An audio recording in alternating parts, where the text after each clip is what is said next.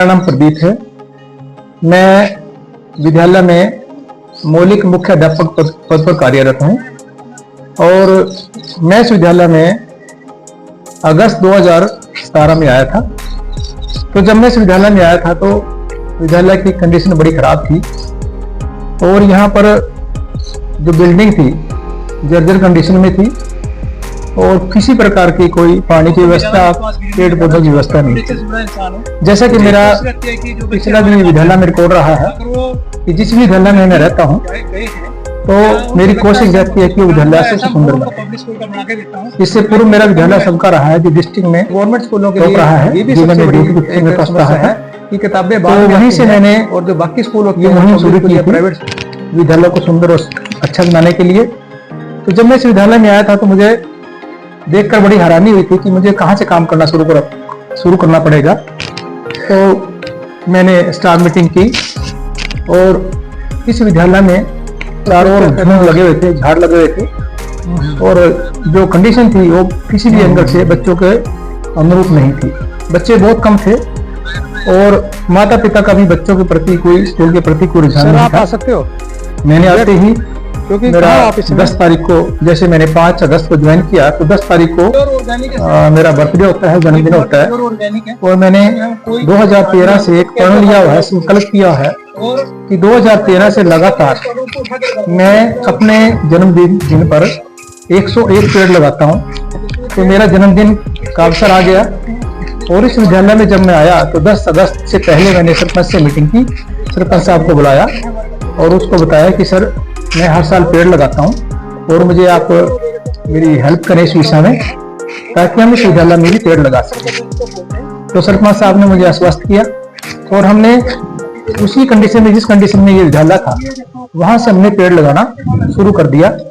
लेकिन उनकी पानी की व्यवस्था करने के लिए मैंने सरपंच साहब को बोला ये पेड़ लगा दिए सर, इनको लाइव रखना है और इसके लिए भी हमारी कोई व्यवस्था करें और जिस प्रकार से गांव के यहाँ पशु जानवर अंदर चढ़ते रहते हैं और वो नुकसान ना बचाएं किसी प्रकार का, ऐसी भी मुझे आश्वस्त करें। तो सरपंच साहब ने कहा कि सर गेट नहीं है और मैं गेट की व्यवस्था करवा देता हूँ, आप आ गए हैं तो मैं गेट की व्यवस्था करवा देता हूँ। तो सरपंच साहब ने हमारा सबसे पहले गेट बना, जो हम देख रहे हैं आज बाहर कि ये गेट बनवाया, जिससे मुझे थोड़ा सा हौसला मिला काम करने के लिए और उसमें मैंने भी उनको पैसे की हेल्प की। जैसे गेट लगा तो उसके बाद हमारे पास बाहर के जो आवारा जानवर हैं उनका आना जाना बंद हुआ।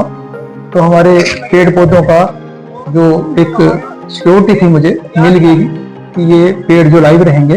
तो हमने पानी के लिए पूरे विद्यालय में, मेरे आने के बाद हमने पूरे विद्यालय में चारों ओर पानी की व्यवस्था की और उस पानी में आप देखेंगे कि पूरे एरिया में जितने भी पेड़ लगे हुए हैं हर 50 फुट की दूरी पर हमने टैप लगाया हुआ है ताकि किसी भी पेड़ में पानी की कमी के कारण वो ना जाए।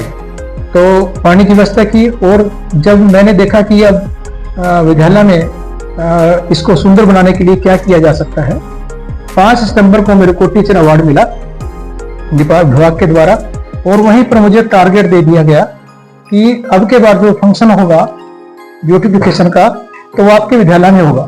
तो मैंने अपने अधिकारी को बोला कि सर मैं जिस विद्यालय में गया हूँ मेरी ट्रांसफर हो गई है, अब मैं सबका विद्यालय में नहीं हूँ जो डिस्ट्रिक्ट में प्रथम आया था, अब मैं गवर्नमेंट मिडिल स्कूल झाड़ू माजरे में चला गया हूँ जो इस कंडीशन में है कि मुझे अभी बहुत वर्क करना पड़ेगा। तो मेरे अधिकारी ने मुझे आश्वस्त किया कि Pradeep ji I know very well कि मैं अच्छे से जानता हूँ कि आप कैसे मैनेज करें, मुझे पता आपकी ट्रांसफर होगी है लेकिन मुझे पूरा विश्वास है आप पर कि आप उस विद्यालय को भी अच्छा बना देंगे।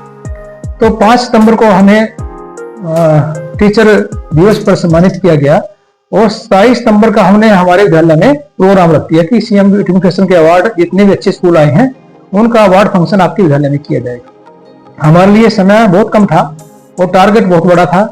सर हमने पूरा रात दिन लगा करके यहाँ पर लगभग 40 से 45 मजदूरों को लगाया और ट्रैक्टर के साथ हमने इस पूरे विद्यालय को साफ करने में समय लगाया और पूरे जो स्टाफ था मेरा उन्होंने मेरा साथ दिया और हम उस टारगेट को 27 दिन में यानी कि 22 दिन में पूरा करना था। तो 22 दिन में जब अधिकारी मेरे विद्यालय में आए, जो पहले अधिकारी आते थे विद्यालय में स्कूल के अंदर एंटर भी नहीं कर सकते थे क्योंकि रास्ता नहीं अंदर आने का था, झुंड लगे हुए थे। तो जब 22 दिन के बाद वो 27 तारीख को हमने फंक्शन किया, वो देखकर हैरान हो गए कि ऐसा कैसे होगा, ये कैसे चमत्कार हो सकता है, 20 दिन में विद्यालय कैसे बदल सकता है। इसमें सारी मेहनत हमारे स्टाफ की भी थी और उस समय सरपंच साहब ने भी हमारा साथ दिया और कुल मिलाकर के पूरी टीम के साथ काम किया। तो पूरे विद्यालय में आज जो पेड़ पौधे देख रहे हैं ये उस समय की मेहनत है और उसका रिजल्ट ये रहा कि 2017-18 में की गई मेहनत का जब टीम के द्वारा सर्वे किया गया तो उसमें हमारा विद्यालय जिले में प्रथम रहा। मुख्यमंत्री सौंदर्यकरण योजना के तहत 2017-18 में ही जो मेहनत हमने की थी हमें उसका अवार्ड मिल गया और पूरा विद्यालय डीसी की टीम यहाँ पर आई, कई टीमें देख के गई, चेक करके गई। तो निरीक्षण करने के बाद उपरांत पूरे डिस्ट्रिक्ट में से जितने स्कूल सामने आए हमें बड़ा प्राउड हुआ अपने ऊपर कि 2017-18 में जब हमारा विद्यालय जिले में प्रथम रहा। हम आगे बढ़ता गया सर। के बाद 2018-19 हरियाणा हमारी एजुकेशन विभाग का, शिक्षा विभाग का एक प्रोग्राम चला जिसमें सक्षम के तहत विद्यालय में एक अभियान चलाया गया और उस अभियान के अंदर हमारे अध्यापकों ने जो मेहनत की और जो हमने बच्चों को पढ़ाया, तैयार किया, तो मेरा विद्यालय उस समय अभी 2018-19 में भी सक्षम में हरियाणा में प्रथम रहा। उसमें सब्जेक्ट वाइज बच्चों की नॉलेज चेक करनी थी तो मेरा विद्यालय और मुझे चंडीगढ़ उसके लिए बुलाया गया और हमें अवार्ड मिला, प्रथम अवार्ड मिला, हरियाणा में प्रथम आने के लिए सक्षम अवार्ड। ये हमारी दूसरी उपलब्धि थी। और जब इसके बाद कोविड आ गया सर, कोविड के दौरान सभी विद्यालय बंद हो गए तो हमारा विद्यालय इतना सुंदर और स्मार्ट था, उस समय साफ सुथरा बना हुआ था। तो आइसोलेशन अवार्ड के लिए हमने एक कमरा तैयार किया और स्वच्छता के दौरान जब हमारी टीमें हमारे विद्यालय का सर्वे करने के लिए आई तो उन्होंने हमारे विद्यालय को स्वच्छता में चुनाव किया और पूरे भारत में ये विद्यालय स्वच्छता में प्रथम रहा और हमें इसका भी अवार्ड, अंबाला शहर में एक फंक्शन हुआ जिसमें हमें अवार्ड मिला कि आपका स्कूल स्वच्छता में प्रथम आया है, तो मैं बहुत प्राउड हुआ। और फिर हम 2021-22 के अंदर जब गए तो हमने फिर से ब्यूटिफिकेशन के लिए 3 साल के बाद हमने फिर से अपना विद्यालय सुंदर होने की उसमें अप्लाई किया और टीम आई हमारे विद्यालय में। तो उस वर्ष हम 2021-22 में ब्लॉक में फर्स्ट आए।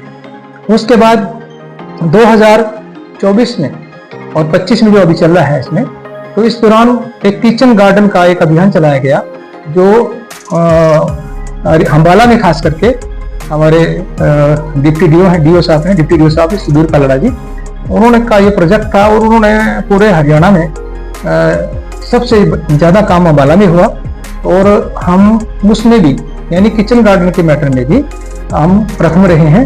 और सभी सब्जियां जो हमारे विद्यालय में हैं जो ऑर्गेनिक तरीके से उगाई जाती हैं तो वो तैयार की जाती हैं बच्चों के मिड डे मील के लिए।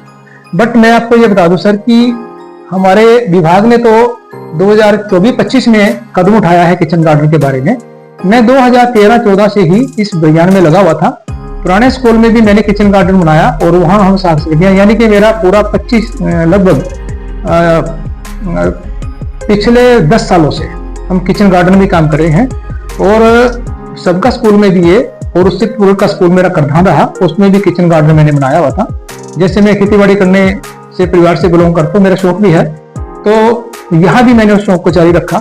और इस विद्यालय में सबसे बड़ा किचन गार्डन की अगर मैं बात करूँ तो हमारा विद्यालय सबसे ज्यादा सब्जियां उगाने वाला और सबसे ज्यादा ऑर्गेनिक सब्जियां उगाने वाला। और उपलब्धि के तौर पर अगर पूरे हरियाणा की मैं बात करूं, हमारे विद्यालय में केंचुआ खाद तैयार किया जाता है, वर्मी कंपोस्ट पीट तैयार करके, यानी कि जो खाद है वो अपना विद्यालय खुद बनाता है और उस खाद के द्वारा सभी पेड़ पौधों में और जितनी साग सब्जियां उगाई जाती हैं उसमें वो डाला जाता है। प्योर नेचुरल ऑर्गेनिक सब्जियों का हम उत्पादन करते हैं और विद्यालय के अंदर सभी सब्जियां, मौसमी सब्जियां लगभग सभी हम अपने विद्यालय में उगा करके बच्चों को मिड डे मील में उनको खिलाते हैं, जिससे बच्चों के स्वास्थ्य और खास करके विद्यालय का एक वातावरण बहुत अच्छा बना रहता है। और इस कड़ी में हम रात दिन लगे हुए हैं और प्रोग्राम साल में हम एक बार 10 अगस्त को जन्मदिन वाले दिन 101 पेड़ लगाते हैं। तो जो अधिकारी हमारे पास आते हैं वो देख के हैरान हो जाते हैं, ये बच्चे किसी पब्लिक स्कूल से कम नहीं है। हर मैटर में, कल्चरल प्रोग्राम में, खेलने कूदने में भी हमारा विद्यालय सबसे प्रथम रहता है। और जब भी कोई एक्टिविटी होती है, बाहर जाने की एक्टिविटी होती है, चाहे वो पेंटिंग कंपटीशन होता है, चाहे वो कंपटीशन खेल से संबंधित होता है, तो हमारा विद्यालय वहां भी बच्चे पार्टिसिपेट करते हैं और कोई ना कोई इनाम लेकर के यहाँ बच्चे आते हैं। एक स्तर बहुत अच्छा है सर, लेकिन मुझे दुख इस बात का है कि पिछले 7 सालों से हमारे पास स्टाफ की बहुत ज्यादा कमी है, जिसके लिए मैंने अपने लेवल बड़े प्रयास किए हैं, मैंने लिखा है अधिकारियों को। लेकिन पिछले 7 सालों से विद्यालय में कोई मैथ का, कोई साइंस का टीचर नहीं है हमारे पास।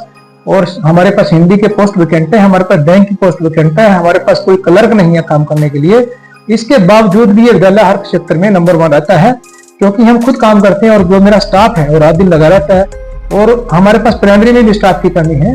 और दुख इस बात का है कि प्राइमरी में एक टीचर होने के नाते आज उसी टीचर को बीएलओ का काम भी दिया गया है, इलेक्शन का काम भी दिया गया है, और बाकी भी जो ड्यूटी होती है वो भी इसी स्टाफ से कराई जाती है, जिसकी मैं बार बार विनती भी करता हूँ, लिखता भी रहता हूँ कि हमारे विद्यालय में एक टीचर है, उसकी ड्यूटी भी आप बाहर बीएलओ में लगा देते हो, ये ड्यूटी नहीं काटी। और टीचर गाँव में काम करने के लिए जाता है तो वो पेरेंट्स हमें पूछते हैं कि आप किसके भरोसा बच्चों को छोड़कर आए हो, आप तो गाँव में घूम रहे हो, क्योंकि गाँव में सरकार की बात तो माननी पड़ती है और हमारे बच्चों को कौन देखेगा। तो उसको देखते देखते अब हमारे विद्यालय के कुछ बच्चे करके सर्टिफिकेट लेने के लिए, एसएलसी लेने के लिए दूसरे विद्यालय में जाने के लिए, जिसमें हमने बहुत प्रयास किया। इस साल भी हमने बच्चों को रोक लिया, लेकिन बहुत से बच्चों को हम रोक नहीं पाए क्योंकि हमारे पास विद्यालय में स्टाफ की कमी है। और आज अगर मैं कहूंगा कि अगर बच्चों का संख्या कम हो रही है तो इसके लिए हमारी कोई कमी नहीं है, हमने अपने पूरे प्रयास किए हुए हैं। हर मैटर में यह नंबर 1 बनाया हुआ है, हर व्यवस्था में स्टाफ लगा हुआ है। सर विद्यालय में इस समय जो प्राइमरी विभाग है वहाँ केवल एक ही टीचर है और वहाँ इस समय 36 बच्चे रह गए हैं। और ये बच्चे एक समय ऐसा था कि 75 तक बच्चे गए हैं, अब वो बच्चे 36 रह गए हैं। लास्ट ईयर भी ये 36 थे, अब के बार भी हमने बच्चों को प्रयास करके मोटिवेट करके रोका हुआ है कि टीचर आ जाएगा, लेकिन कुछ पेरेंट्स अभी भी उस बात को नहीं मान रहे हैं और बहुत से बच्चे हमारे चले भी गए हैं। क्योंकि जब मैं यहाँ स्कूल में आया था तो मुझे लगभग 37 बच्चे मिले यहाँ पर, और उसके पश्चात जब मैं आया तो एक समय ऐसा है कि 152 बच्चे हमारे विद्यालय में हो गए, जिसमें मैंने खुद भी जेब से एक टीचर को रखा पोस्ट से, और उस समय हमने व्यवस्था करी टीचर की। लेकिन वो जब पैसे ज्यादा टीचर मांगने लगा तो हमारी व्यवस्था कर नहीं पाए उसके लिए। तो जब हमने टीचर की व्यवस्था की तो बच्चों की संख्या बढ़ी है। और मैं ऐसा मानता हूँ कि अगर विभाग हमें टीचर प्रोवाइड करा देता है, मैं इस बात के लिए आश्वस्त करा देता हूँ विभाग को कि ये विद्यालय किसी भी एंगल से किसी भी कमी पर, जितने भी आसपास स्कूल हैं उनसे किसी भी कमी नहीं रहेगा। और जो संख्या बढ़ रही है, घट रही है गवर्नमेंट स्कूलों में, मैं आश्वस्त करता हूँ कि इस विद्यालय में संख्या रात दिन बढ़ेगी ही, क्योंकि अगर हमारे पास स्टाफ होगा तो हम कह सकते हैं पेरेंट्स को कि हमारे पास स्टाफ। सर मेरे पास प्राइमरी में केवल एक ही टीचर है, श्रीमती कविता जी काम कर रही हैं, और वो बीएलओ का काम भी करती है, उनको वर्कलोड बहुत रहता है, तो इसलिए वो उस प्रकार से हम बच्चों को आज नहीं समझा पा रहे हैं जिस प्रकार से हम इस विद्यालय में आए थे। पहले 2 टीचर होते थे, एक की ट्रांसफर होगी, लेकिन ट्रांसफर के बाद हमारे पास कोई टीचर नहीं है, जिसके कारण पेरेंट्स को समझाना बड़ा मुश्किल होता है। ये अपने बच्चों को भविष्य देखते हैं और एक टीचर के लिए जब बात होती है तो टीचर की डिमांड करते हैं तो हम लिख सकते हैं डिपार्टमेंट को, लेकिन वो कमी पूरी हुई। और प्राइमरी से अगर हम अपर प्राइमरी की बात करें, मिडिल स्कूल की बात करें, वहां मेरे पास 2 टीचर हैं, एक टीचर एसएस का है और एक टीचर हमारे पास HKRN में पीटीआई की पोस्ट पर आई है। और जो बाकी सब्जेक्ट रह जाते हैं, मेन सब्जेक्ट रह जाते हैं मैथ और साइंस और हिंदी और संस्कृत और ड्राइंग, ये विषय के सब्जेक्ट हमारे पिछले कई सालों से खाली हैं। यहाँ की मैथ का टीचर और साइंस का टीचर तो पिछले 7 वर्षों से वैकेंट पोस्ट है। बार बार लिखने के बावजूद भी, बार बार डिपार्टमेंट को अपनी समस्या को बताने के बावजूद भी अभी तक हमारे विद्यालय में ये व्यवस्था नहीं हो पाई। फिर भी बच्चों की संख्या बढ़ी है, क्योंकि पिछली बार हमारे पास जो बच्चे थे आज 11 बच्चे बढ़कर के 38 हो गए हैं, और पहले हमारे पास बच्चे 27 थे। तो हम आगे अभी भी इस तरह हमारे पास एक प्राइमरी में है और 2 टीचर हमारे पास मिडिल में है, जहाँ पर हमें 6 टीचर मिडिल में चाहिए, और प्राइमरी में भी हमें एक टीचर की व्यवस्था है। सर मेरा विषय है एसएस का और मैं सारे सब्जेक्ट पढ़ा लेता हूँ, बस मेरे पास मैथ की जो थोड़ी सी प्रॉब्लम आती है क्योंकि मैंने कभी पढ़ा नहीं है, मैंने मैट्रिक तक पढ़ा। बाकी मैं साइंस भी पढ़ा लेता हूँ और मैं उनको अंग्रेजी भी पढ़ा लेता हूँ। जैसा टीचर मुझे मौका मिलता है मैं सभी सब्जेक्ट पढ़ा लेता हूँ, और बाकी स्टाफ लगा होता है वो अपने विषय में पढ़ाते रहते हैं। तो मैं खेल भी करा लेता हूँ, मैं योगा का एक्सपर्ट हूँ तो मैं योगा करा देता हूँ बच्चों को। मैं पूरी एक्टिविटी कराता हूँ बच्चों को। मैं खेल के साथ साथ मैंने कॉलेज लेवल पर डांस में एक्टिविटी की है, मैं बच्चों को डांस सिखा देता हूँ। मैं चैनल के माध्यम से यही मांग करना चाहता हूँ कि सर जब हमारे पास स्टाफ होगा तो हम और ज्यादा बच्चों की संख्या के बारे में पेरेंट्स से बात कर सकते हैं, और ये विद्यालय और ज्यादा आगे बढ़ सकता है। अगर समय पर स्टाफ मिल जाएगा तो बच्चों की संख्या भी बढ़ेगी और बच्चों का शिक्षा का स्तर भी बढ़ेगा। योजना के तहत हमारे स्कूल में पिछले 3 सालों से एक सेंटर बना हुआ है, जिसमें हम प्रवासी बच्चों को एक कदम सेंटर के नाम से सरकार का अभियान है, और हम उनको अपने विद्यालय में एक रूम देते हैं, उनकी पूरी व्यवस्था करते हैं। और उनके जो बच्चे हमारे पास आते हैं वो सारे भट्टे पर काम करने वाले बच्चे हैं, मजदूर हैं, प्रवासी हैं।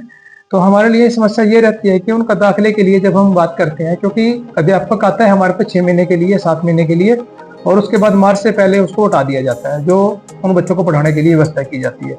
फिर उन बच्चों को हमने दाखिला करना होता है, और दाखिले के लिए जो प्रक्रिया है उसके डॉक्यूमेंट की बात आती है, और इन बच्चों के पास डॉक्यूमेंट ना होने की वजह से हम इनका ऑफलाइन दाखिला करते हैं। और जो ऑनलाइन दाखिले की बात है उस फॉर्मेलिटी को पूरा करने के लिए हम रात दिन लगे रहते हैं, लेकिन हमारे पास बहुत से वो जो बट्टे बड़े पेरेंट्स होते हैं हमें कोऑपरेट नहीं करते उस प्रकार से, जिसके कारण हमें कई समस्याओं का सामना करना पड़ता है। और प्रयास करने के बावजूद भी उनके डॉक्यूमेंट पूरे नहीं होते, फिर हमें उनका दाखिला ऑफलाइन ही करना पड़ता है। यूनिफॉर्म और बाकी सर, उन यूनिफॉर्म के लिए मैं हर साल अपने पास से प्रयास करता हूँ। आज भी मैंने 15 बच्चों को यूनिफॉर्म दी है, और जिसके अंदर शर्ट है, पैंट है, शूज है, जो मैं प्रोवाइड करा सकता हूँ, क्योंकि गरीब बच्चे हैं। हर साल मैं वैसे बच्चों के लिए वर्दी की व्यवस्था करता हूँ। जो गरीब बच्चे होते हैं अपने विद्यालय के बच्चों के लिए भी मैं किसी संस्था से दिलवा देता हूँ। विभाग की तरफ से पिछले फर्स्ट साल में सिर्फ बच्चों की वर्दी के लिए पैसे आए थे सर, और अब इस साल हमारे पास वर्दी का कोई पैसा नहीं आया, और न पिछले साल बच्चों की वर्दी का कोई पैसा आया था जो बट्टे पे काम करते हैं कदम सेंटर के बच्चों के लिए। तो इनके लिए हमने खुद ही व्यवस्था पिछले साल भी की थी। वर्दी हमने इसलिए व्यवस्था की है क्योंकि बच्चे जो हमारे बच्चों के बीच में बैठते हैं, और जब बाहर से कोई अधिकारी आता है या कोई टीम आती है तो हमें बहुत बुरा लगता है, इसलिए मैं उनकी व्यवस्था खुद ही कर देता हूँ। स्टाफ मेरे साथ होता है तो कुछ स्टाफ कर देता है, कुछ मैं कर देता हूँ। आरवी आर्डिंग 5th class my school name is government primary school जड़माजरामबाल। हमारे सर बहुत अच्छे हैं। हमारे सर बहुत हमको सबको प्यार करते हैं। हमारा स्कूल बहुत अच्छा है। हमारी मैम बहुत अच्छी है। हमारी मैम रोज आती है। हमारे सर योगा अभ्यास भी करवाते हैं। धन्यवाद।